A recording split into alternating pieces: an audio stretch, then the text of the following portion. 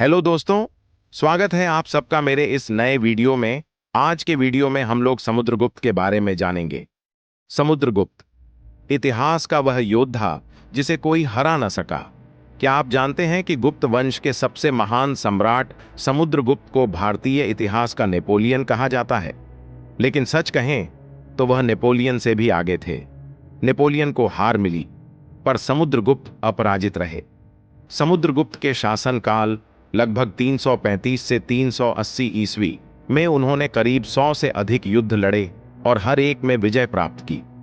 उनके पराक्रम का अंदाजा इस बात से लगाया जा सकता है कि उनके शत्रु या तो उन्हें देखकर आत्मसमर्पण कर देते थे या फिर उनकी अधीनता स्वीकार कर लेते थे। उन्होंने उत्तर भारत के कई राजाओं को पराजित किया, लेकिन उन्हें खत्म नहीं किया, बल्कि उन्हें वापस उनके राज्य सौंप दिए। क्यों? क्योंकि वे राजनीति के भी महायोगी थे। इससे वे अधीनस्थ राजा उनकी सेवा में बने रहे, जिससे उनका साम्राज्य और मजबूत हुआ। इतिहास केवल उनके युद्धों की ही नहीं, बल्कि उनके कला प्रेमी हृदय की भी गवाही देता है। समुद्रगुप्त वीणा बजाने में निपुण थे।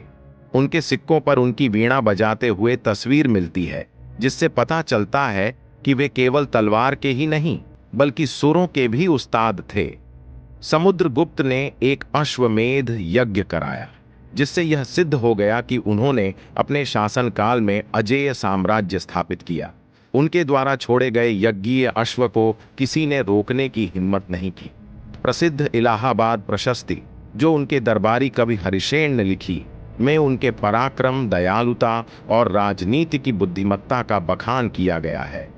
इसमें बताया गया है कि उन्होंने केवल विजय प्राप्त करने पर ही ध्यान नहीं दिया, बल्कि अपने विजित प्रदेशों को सही तरीके से प्रशासित भी किया। वह न केवल तलवार के बल से, बल्कि राजनीतिक चतुराई से भी महान बने। उन्होंने एक ऐसा मॉडल अपनाया जिसमें हर पराजित राजा को पूरी तरह नष्ट करने की बजाय उन्हें अपना अधीन बना लिया। इससे उनकी शक्ति उत्तरी भारत से दक्षिणी भारत तक फैली और वे इतिहास के सबसे सफल सम्राटों में से एक बन गए। क्योंकि उनकी कहानी सिर्फ युद्धों और विजय की नहीं है, यह एक महान योद्धा, कुशल रणनीतिकार, संवेदनशील कलाकार और बुद्धिमान प्रशासक की कहानी है। एक ऐसा राजा जो तलवार भी पकड़ता था और वीणा भी बजाता था, जिसने अपने शत्रुओं को मारने की बजाय उन्हें मित्र बना लिया, जिसने अपनी शक्ति को केवल अपने लिए नहीं, बल्कि पूरे भारतीय उपमहाद्वीप की समृद्धि के लिए प्रयोग किया। ऐसा राजा इतिहास में बार बार नहीं जन्म लेता। तो वीडियो कैसा लगा कमेंट करके बताएं और सब्सक्राइब करना न भूलें।